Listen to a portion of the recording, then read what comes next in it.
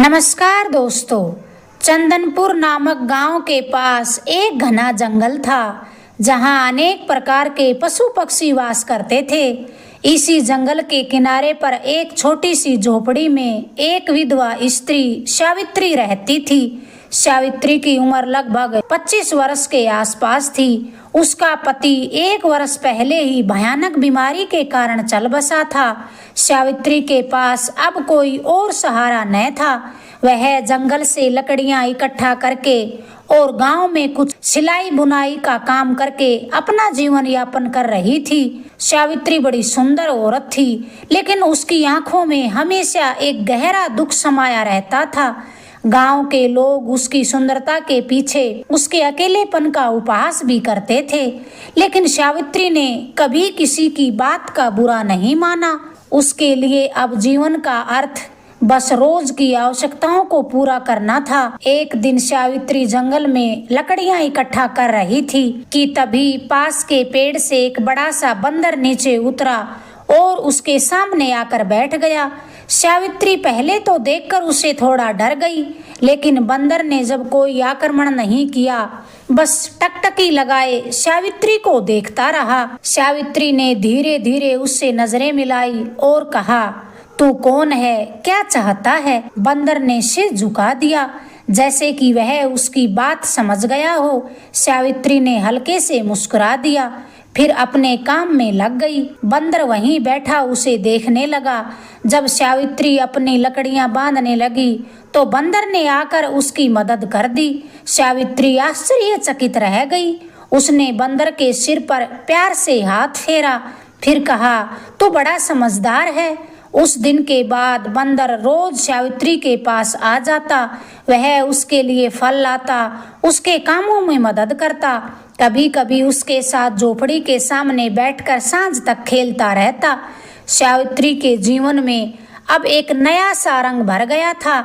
उसके होठों पर मुस्कान लौट आई थी। समय बीतता रहा और सावित्री बंदर के बीच एक अनोखा रिश्ता बनने लगा। सावित्री जब अकेली होती तो बंदर उसे हंसाने की पूरी कोशिश करता।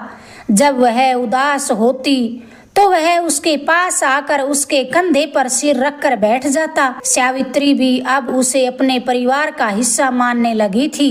एक रात सावित्री अपनी झोपड़ी के बाहर बैठी चांदनी रात का आनंद ले रही थी। बंदर पास ही एक पेड़ की डाली पर बैठा उसे देख रहा था। सावित्री ने उसकी ओर देखा, फिर मुस्कुराकर बोली, तू मेरे साथ हमेशा ही रहेगा ना? बंदर ने धीरे से छलांग लगाई और उसके पैरों के पास आकर बैठ गया। सावित्री ने उसे अपनी गोद में उठा लिया, प्यार से उसके सिर पर हाथ फेरने लगी। उस रात पहली बार सावित्री को अपने अकेलेपन का एहसास नहीं हुआ। दिन बीत रहे थे, सावित्री और बंदर का रिश्ता गहरा हो रहा था। एक दिन सावित्री बीमार हो गई। उसे बड़ा तेज बुखार आ गया। वह अपनी झोपड़ी में लेटी थी और बंदर भी चिंतित सा उसके पास बैठा था। उसने जंगल से कई तरह के फल लाकर सावित्री के पास रख दिए। सावित्री ने मुश्किल से आंखें खोली, फिर धीमे स्वर में कहा, तू मेरी इतनी चिंता क्यों करता है? बंदर ने उसकी आंखों में देखा। उसकी आंखों में एक ऐसा प्यार जो शब्दों से परे था। सावित्री ने धीरे से उसका हाथ थामा और सो गई। बंदर रात भर उसके पास बैठा रहा। कुछ दिनों बाद सावित्री स्वस्थ हो गई। अब वह बंदर के बिना एक पल नहीं रह सकती थी। दोनों एक दूसरे की आदत बन चुके थे। सावित्री के मन में यह भावना घर करने लगी कि यह बंदर कोई साधारण प्राणी नहीं है। उसमें एक आत्मीय स्पर्श था, जैसे कोई पुरानी आत्मा उसके जीवन का हिस्सा बनकर लौटी हो। एक रात मूसलाधार बारिश हो रही थी। सावित्री झोपड़ी में बैठी थी और बंदर भी उसके पास आकर बैठ गया। बिजली की चमक में सावित्री ने देखा कि बंदर की आंखें गहरी और चमकदार हो गई थी। सावित्री ने उसके सिर पर हाथ फेरा, फिर कहा, तू हमेशा मेरे साथ रहेगा। बंदर ने धीरे से उसकी गोद में सिर रख दिया। सावित्री की आंखों से आंसू बह निकले। उसे महसूस हुआ कि उसके जीवन में जो खालीपन था वो अब भर रहा है। उस रात उसने बंदर को सीने से लगा लिया, पहली बार उसे एक अजीब सी आत्मीयता का एहसास हुआ। समय बीत रहा था, लेकिन सावित्री को अब अपने शरीर में एक अजीब सा परिवर्तन महसूस होने लगा। उसे मितली आने लगी, उसकी भूख बढ़ने लगी, धीरे धीरे उसका शरीर बदलने लगा। सावित्री ने गांव की दाई से सलाह ली तो दाई ने कहा, सावित्री तू तो गर्भवती है। सावित्री तो ये सुनकर अचंभित हो गई। उसने दाई से कहा, ये कैसे संभव है? मेरा तो कोई पति नहीं, न मैंने किसी के साथ इस प्रकार का संबंध बनाया। दाई ने उसकी आंखों में देखा, फिर कहा, पर सच तो यही है।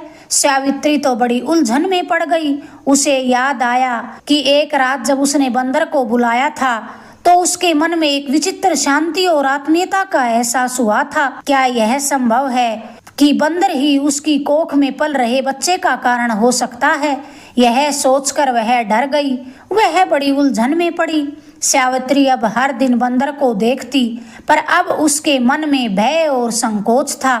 बंदर पहले की तरह ही सावित्री के आसपास घूमता रहता, उसकी मदद करता, पर सावित्री के मन में अब कई प्रश्न उमड़ने लगे थे। क्या यह प्रेम था? क्या यह कोई चमत्कार था या फिर कोई अभिशाप? क्या बंदर वास्तव में एक साधारण प्राणी था या फिर कोई देवता? सावित्री इन प्रश्नों से घिरी हुई थी, लेकिन उसके पास कोई उत्तर भी न था। सावित्री अब गहरे द्वंद में थी। गर्भ ठहरना कोई साधारण सी बात न थी, और वो भी एक विधवा औरत के लिए।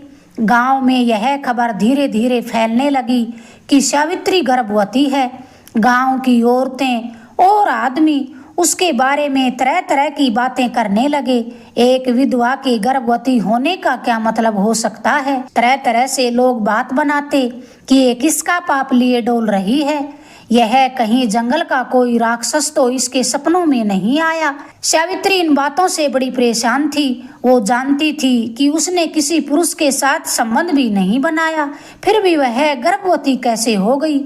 उसे बार बार वही रात याद आ जाती जब मूसलाधार बारिश के बीच उसने बंदर को अपनी गोद में सुलाया था। उसके बाद ही उसके शरीर में ये बदलाव शुरू हुए थे। एक दिन सावित्री झोपड़ी के बाहर बैठी थी और बंदर पास ही पेड़ की डाल पर बैठे उसे देख रहा था। सावित्री ने उसकी ओर देखा, फिर कहा, क्या तू जानता है कि मेरे साथ क्या हो रहा है? बंदर ने टकटकी लगाकर उसकी आंखों में देखा। सावित्री ने आंसुओं से भरी आंखों से कहा, मैंने तुझसे प्रेम किया है, लेकिन यह कैसे संभव है कि तू मेरे गर्भ का कारण बन सकता है? बंदर धीरे से झोपड़ी के सामने आकर उसके पैरों के पास बैठ गया। उसने अपना सिर सावित्री की गोद में रख दिया। सावित्री ने उसकी पीठ को सहलाया, लेकिन उसके मन में अब भी प्रश्न उठ रहे थे। गांव वालों को जब ये पता चला कि सावित्री गर्भवती है तो उनमें हलचल सी मच गई। गांव की पंचायत ने सावित्री को बुलाया और मुखिया ने फिर कड़े स्वर में पूछा, सावित्री सच सच बता, तेरे गर्भ का पिता कौन है? सावित्री सिर झुकाकर खड़ी रही। कुछ क्षण बाद उसने कहा, मुझे बिल्कुल नहीं पता। मुखिया ने कहा, तू झूठ बोल रही है, बिना किसी संयोग के गर्भ कैसे ठहर सकता है? दूसरी औरतों ने कहा, जरूर इसका किसी के साथ गलत संबंध रहा होगा। सावित्री ने साहस करके कहा, मेरे जीवन में कोई पुरुष नहीं आया, मगर एक बंदर जरूर है जो हर दिन मेरे साथ रहता है, मेरी मदद करता है, मेरा सहारा बनता है। मुखिया ने हंसते हुए कहा, तो तू क्या कहना चाहती है कि तुझे एक बंदर ने गर्भवती ठहरा दिया? गांव वाले भी हंस पड़े, लेकिन सावित्री के चेहरे पर गंभीरता थी। उसने कहा, मैंने कभी किसी के साथ बुरा संबंध नहीं बनाया। मैं ये भी नहीं जानती कि ये सब कैसे हो गया, लेकिन सच तो यही है कि जब से बंदर मेरी झोपड़ी में आया है तब से मेरा जीवन बदल गया है। गांव के लोगों ने यह बात सुनकर सावित्री को कलंकित मान लिया। गांव की औरतों ने उससे बात करना बंद कर दिया। बच्चे अब उसकी झोपड़ी के आसपास भी नजर नहीं आते। सावित्री अब पूरी तरह अकेली हो गई थी। सावित्री के मन में अब भय ने घर कर लिया। वह रोज रात को जागती रहती और अपने पेट पर हाथ फेरती, यह महसूस करती कि उसके गर्भ में पल रही संतान की गति बढ़ रही है, लेकिन उसका मन अब भी आशंकित था। एक दिन बंदर उसके पास आया और उसके घुटनों पर सिर रख दिया। सावित्री ने उसकी आंखों में देखा, फिर कहा, तुम मुझसे कुछ छिपा रहा है। बंदर ने उसकी आंखों में गहरी नजर डाली। अचानक उसकी आंखों से आंसू टपक पड़े। सावित्री चौंक गई। तू रो रहा है? बंदर ने धीरे से उसका हाथ पकड़ लिया। सावित्री ने महसूस किया कि उसके भीतर एक गहरी आत्मीयता है, लेकिन इससे पहले कि वह कुछ और समझ पाती, बंदर अचानक उठकर जंगल की ओर भाग गया। सावित्री ने उसे आवाज दी, रुक जा, लेकिन बंदर ने पलटकर भी न देखा। सावित्री हतप्रभ सी होकर वहीं बैठ गई। अगले दिन गांव में एक सिद्ध संत आए। लोगों ने सावित्री की स्थिति के बारे में संत को बताया। संत ने सावित्री को अपने पास बुलाया। संत ने फिर उसकी ओर देखकर कहा कि तेरे गर्भ में जो पल रहा है वह साधारण संतान नहीं है, यह किसी विशेष आत्मा का परिणाम है। क्या तुझसे कोई पशु जुड़ा है? सावित्री ने सिर झुकाकर कहा, एक बंदर मेरे जीवन में आया था। वह मेरी देखभाल करता था, लेकिन अब वह चला गया है। संत ने गहरी सांस ली, फिर कहा, यह कोई साधारण बंदर नहीं था, यह एक दिव्य आत्मा थी। किसी ऋषि के श्राप के कारण उसे बंदर का रूप मिला था, लेकिन जब उसने तेरे साथ प्रेम का अनुभव किया तो उसका श्राप टूट गया। सावित्री ने विस्मय से संत की ओर देखा और आंखों ही आंखों में प्रश्न किया, क्या यह संतान दिव्य है? संत ने कहा, हाँ, यह संतान मनुष्य और पशु के प्रेम की संतान है, लेकिन इस संतान के जन्म के साथ ही एक बड़ा संकट आएगा। यह संतान स्वयं के अस्तित्व के लिए संघर्ष करेगी। सावित्री ने भय से कहा, कैसा संकट? संत ने कहा, यह संतान विशेष शक्ति के साथ जन्म लेगी, लेकिन इसे पाने के लिए अंधकार की शक्तियां सक्रिय हो जाएंगी। तुझे अपने संतान की रक्षा करनी होगी। सावित्री की आंखों में डर और आशंका भी बढ़ गई। उसने कहा, लेकिन वह बंदर कहाँ गया? संत ने कहा, वह अब अपने वास्तविक स्वरूप में जा चुका है। वह अब देवताओं को प्राप्त हो चुका है, लेकिन जब संकट आएगा तो वह अवश्य लौटेगा। समय बीतता गया। सावित्री के गर्भ का आकार बढ़ता गया। गांव वाले अब उसे संदेह की दृष्टि से देखते थे, लेकिन सावित्री में अब एक नई सी शक्ति आ गई थी। उसे विश्वास था कि वह अपने बच्चे की रक्षा करेगी। फिर एक दिन सावित्री जंगल में लकड़ियां इकट्ठी करने गई। तभी अचानक घने पेड़ों के बीच से एक डरावनी सी आवाज आई। सावित्री ने देखा कि सामने एक विशाल काला नाग फन फैलाए खड़ा था। सावित्री ने भयभीत होकर पीछे हटना चाहा, लेकिन नाग उसकी ओर बढ़ने लगा। सावित्री ने घबराकर आंखें बंद कर ली। तभी अचानक हवा में एक हलचल सी हुई। सावित्री ने आंखें खोली तो देखा कि सामने वही बंदर खड़ा था। इस बार उसकी आंखों में एक तेज चमक थी। वह काले नाग की ओर उछला और उसे जोर से धक्का दिया। नाग ने फुफकार मारी और अंधकार में गायब हो गया। सावित्री ने कांपते हुए बंदर की ओर देखा। बंदर ने उसकी ओर देखा, फिर उसकी आंखों में वही आत्मीयता को मौजूद पाया। लेकिन इससे पहले कि सावित्री कुछ कह पाती, बंदर फिर से जंगल की ओर भाग गया।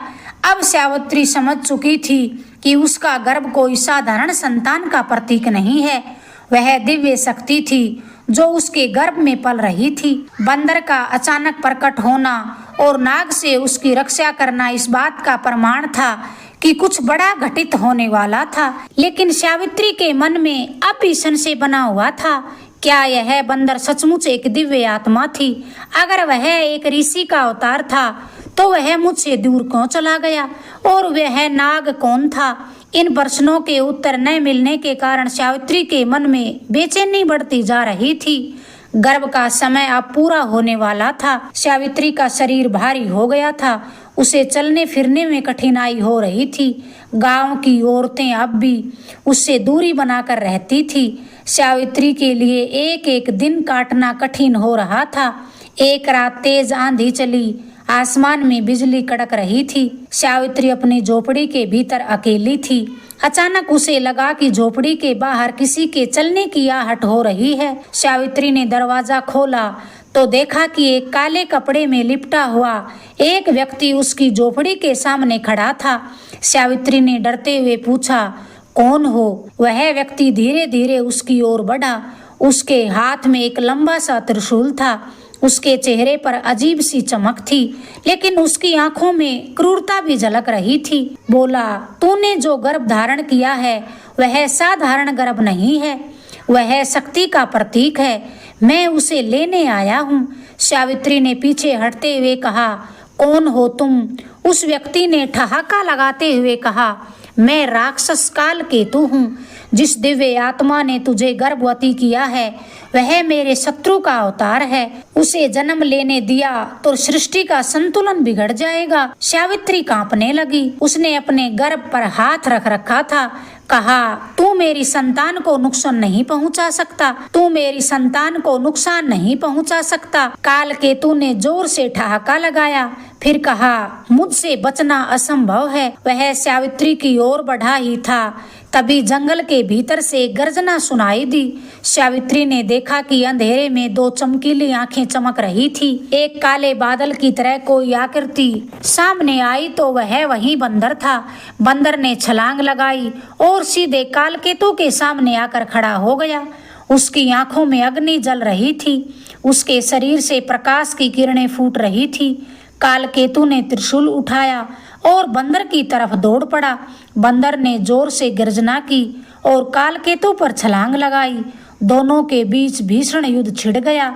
सावित्री भयभीत होकर अपनी झोपड़ी के द्वार पर सब कुछ खड़ी देख रही थी। बंदर ने अपनी पूंछ से कालकेतु के त्रिशूल को जकड़ लिया था और फिर उसे हवा में उछाल दिया। कालकेतु ने गुस्से में आकर बंदर पर प्रहार किया, लेकिन बंदर ने बड़ी फुर्ती से वार को टाल दिया। अचानक बंदर ने कालकेतु के सीने पर जोरदार प्रहार किया। कालकेतु जमीन पर गिर पड़ा, फिर दर्द से चीखने लगा। तभी आकाश में बिजली कड़की और एक दिव्य प्रकाश फैला। कालकेतु का शरीर जलने लगा और वह धुएं में बदलकर अदृश्य हो गया। बंदर ने सावित्री की ओर देखा। उसकी आंखों में एक गहरी शांति थी। सावित्री ने डरते हुए कहा, तू कौन है? बंदर ने धीरे से उसकी ओर बढ़कर उसकी हथेली थामी। तभी बंदर के शरीर से एक दिव्य प्रकाश फूटा और वह एक सुंदर युवक में बदल गया। सावित्री हतप्रभ सी रह गई। उसके सामने एक सुंदर युवक खड़ा था। उसके शरीर से तेजस्विता झलक रही थी। उसकी आंखों में करुणा, प्रेम की गहराई थी। बोला, मैं कोई साधारण बंदर नहीं था सावित्री, मैं ऋषि अत्रि का पुत्र हूँ। मेरे ऊपर श्राप था कि जब तक मैं एक स्त्री के प्रेम की परीक्षा नहीं दूंगा तब तक मुझे पशु योनि में रहना होगा। सावित्री ने हैरानी से पूछा, फिर तूने मुझसे प्रेम क्यों किया? उस युवक ने कहा, क्योंकि तेरा प्रेम निश्चल और निस्वार्थ था। तूने मुझसे बिना किसी लालच से प्रेम किया। यही कारण है कि मेरा श्राप समाप्त हो गया। लेकिन अब एक नई परीक्षा सामने है। सावित्री ने चौंक कर पूछा, कैसी परीक्षा? युवक ने कहा, तेरे गर्भ में पल रही संतान कोई साधारण संतान नहीं है, वह सृष्टि के संतुलन का प्रतीक है। लेकिन कालकेतु के साथ वह अभी भी सक्रिय है।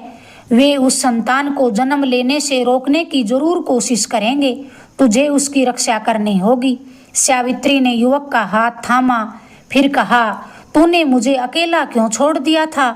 युवक ने कहा, मैंने तुझे इसलिए छोड़ दिया था ताकि तेरा प्रेम सच्चा साबित हो सके। मैं जानना चाहता था तू मेरे बिना भी अपनी संतान की रक्षा करेगी या नहीं करेगी, मगर तूने साबित कर दिया है कि तू सच्ची संगिनी है। सावित्री की आंखों से आंसू बह निकले। उसने युवक को सीने से लगाकर कहा, तुझे अब मैं कभी जाने न दूंगी। युवक ने कहा, अब मैं तुझे छोड़कर कहीं नहीं जाऊंगा, लेकिन तेरे गर्भ की रक्षा के लिए मुझे एक बार फिर अपने दिव्य स्वरूप में जरूर जाना होगा। मैं तब लौटूंगा जब तेरे और तेरे गर्भ के जीवन पर खतरा मंडरा आएगा। सावित्री ने घबरा कर कहा, लेकिन अगर तू चला गया तो मैं अकेली कैसे रहूंगी? युवक ने उसके चेहरे को अपने दोनों हाथों में लेकर कहा, तेरे मन में जो शक्ति है वही तेरी रक्षा करेगी। मैं तेरे साथ सदा रहूंगा, भले ही तू मुझे देख न सके। युवक ने धीरे से सावित्री का हाथ छोड़ा और फिर से एक तेज प्रकाश में बदलकर बंदर के रूप में लौट आया। बंदर ने सावित्री की ओर अंतिम बार प्रेम से देखा और फिर जंगल की तरफ चला गया। सावित्री वहीं बैठी रही। उसके मन में भय और प्रेम दोनों का सम्मिश्रण था। वह जानती थी कि जो संतान उसके गर्भ में पल रही है वह अब केवल उसका भाग्य नहीं थी, वह संतान सृष्टि के भविष्य की रक्षक थी। सावित्री के गर्भ का समय पूरा हो रहा था। उसके शरीर में हलचल बढ़ने लगी थी। गांव के लोग अब भी उसे शक की नजरों से देखते रहते थे, लेकिन सावित्री के मन में अब कोई भय नहीं था। उसे विश्वास हो गया था कि उसकी संतान का जन्म एक दिव्य उद्देश्य के लिए हो रहा है। एक रात सावित्री को सपना आया। युवक ने कहा कि अब समय आ गया है, तुझे अपने भाग्य का सामना करना होगा। सावित्री की आंखें खुल गई। उसका हृदय तेजी से धड़क रहा था। उसने अपने पेट पर हाथ रखा, फिर महसूस किया कि शिशु की गति तेज हो रही है। उसने सोचा अब समय निकट है। सुबह होते ही गांव में अजीब सी हलचल मच गई। आसमान में अंधकार छा गया। पेड़ तेजी से हिलने लगे। पक्षी डर के मारे इधर उधर उड़ने लगे। सावित्री झोपड़ी से बाहर आई तो उसने देखा कि गांव के बाहर एक काली आकृति खड़ी थी। वह कालकेतु था। उसकी लाल आंखों में क्रोध की ज्वाला जल रही थी। उसने गरजते हुए कहा, मैं वापस आ गया हूँ, तेरे गर्भ की संतान को जन्म लेने ही नहीं दूंगा।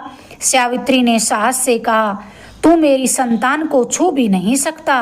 कालकेतु ने जोर से ठहाका लगाया, तू अकेली क्या कर सकेगी? मैं स्वयं अंधकार का स्वामी हूँ, तेरा अंत निश्चित है।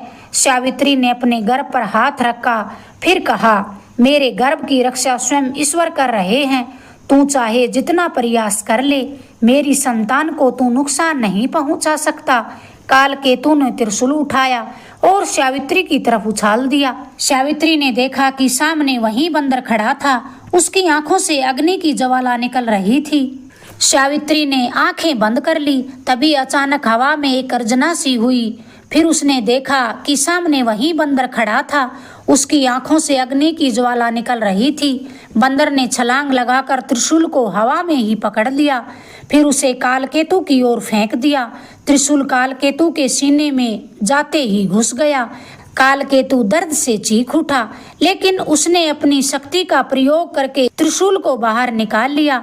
बंदर पर हमला किया। बंदर ने एक शक्तिशाली गर्जना की और आकाश की ओर देखा। तभी आकाश से एक दिव्य प्रकाश निकला और बंदर के शरीर में समा गया। बंदर का शरीर स्वर्णिम हो गया। उसके सिर पर एक दिव्य मुकुट प्रकट हुआ। उसके चारों ओर दिव्य प्रकाश का मंडप भी बन गया। बंदर ने कहा, काल, अब तेरा अंत निश्चित है। अब तू इस सृष्टि का हिस्सा नहीं रहेगा। कालकेतु ने क्रोध में कहा, तू मुझे हरा नहीं सकता। बंदर ने जोर से छलांग लगाई और कालकेतु के सिर पर प्रहार कर दिया। कालकेतु ने जोर से चीख मारी और उसका शरीर जलने लगा। उसने बंदर को पकड़ने की खूब कोशिश की, लेकिन बंदर ने उसे आकाश में उछाल दिया। तभी आकाश से एक दिव्य वज्र कालकेतु के शरीर पर गिर पड़ा। कालकेतु के शरीर से काला धुआं निकला और वह राख में बदल गया। सावित्री ने देखा कि बंदर अब धीरे धीरे उसके पास आ रहा था। उसकी आंखों में प्रेम और शांति का भाव था। बंदर ने उसके हाथ को छुआ और कहा, अब तुझे अपने भाग्य का सामना करना है। सावित्री को अचानक तेज पीड़ा का अनुभव हुआ। वह जमीन पर बैठ गई। बंदर ने उसके सिर पर हाथ रखा। सावित्री को लगा जैसे एक दिव्य शक्ति उसके शरीर में प्रवेश कर रही है। धीरे धीरे उसके दर्द के बीच एक मधुर रोशनी सी प्रकट हुई। एक शिशु के रोने की आवाज सुनाई पड़ी। सावित्री ने देखा कि उसकी गोद में एक दिव्य बालक था। उसके मस्तिष्क पर एक ओम का चिन्ह बना हुआ था, जहाँ से स्वर्णिम प्रकाश निकल रहा था। बंदर ने उस बालक को देखा, फिर कहा, यह संतान मानव और देवताओं के मिलन का प्रतीक है। यह भविष्य में सत्य और धर्म की स्थापना करेगा। इसकी रक्षा करना तेरा कर्तव्य है। सावित्री ने प्रेम से बालक को अपनी गोद में लिया, फिर कहा, मैं इसकी रक्षा करूंगी। बंदर ने मुस्कुराते हुए कहा, अब मेरा कार्य पूर्ण हुआ। सावित्री ने घबरा कर कहा, अब तू मुझे छोड़कर मत जा। बंदर ने कहा, अब मुझे अपने वास्तविक स्वरूप में लौटना है, लेकिन जब तुझे मेरी आवश्यकता होगी मैं अवश्य लौटूंगा। सावित्री की आंखों से आंसू बह निकले। उसने कहा, तू कौन है? बंदर ने कहा, मैं ऋषि अत्रि का पुत्र हूँ, लेकिन अब मैं तुम्हारे जीवन का रक्षक बन चुका हूँ। अब जब भी बालक पर संकट आएगा मैं अवश्य आऊंगा। सावित्री ने बालक को गोद में लिया, फिर कहा, जानती हूँ तुम मुझे अकेला नहीं छोड़ोगे। बंदर ने उसकी ओर प्रेम से देखा, फिर धीरे धीरे स्वर्णिम प्रकाश में लुप्त हो गया। सावित्री ने उस संतान का नाम अनिरुद्ध रखा। वह बालक असाधारण था। उसके शरीर से दिव्य आभा निकलती थी। गांव के लोग जो पहले सावित्री को कलंक मानते थे, अब उसे देवी की तरह पूजने लगे थे। सावित्री ने अनिरुद्ध का अत्यंत प्रेम और साहस के साथ पालन पोषण किया और उसे विश्वास था जब भी उसके पुत्र के सामने कोई संकट आएगा उस समय वह दिव्य बंदर उसका सहारा बनकर जरूर आएगा। बंदर का प्रेम अब सावित्री के जीवन का अभिन्न हिस्सा बन चुका था। प्रेम, त्याग और दिव्यता की यह कथा युगों युगों तक लोगों को प्रेरित करती रही। अगर आपको कहानी अच्छी लगी प्लीज चैनल को लाइक करें, शेयर करें, सब्सक्राइब करें। धन्यवाद दोस्तों।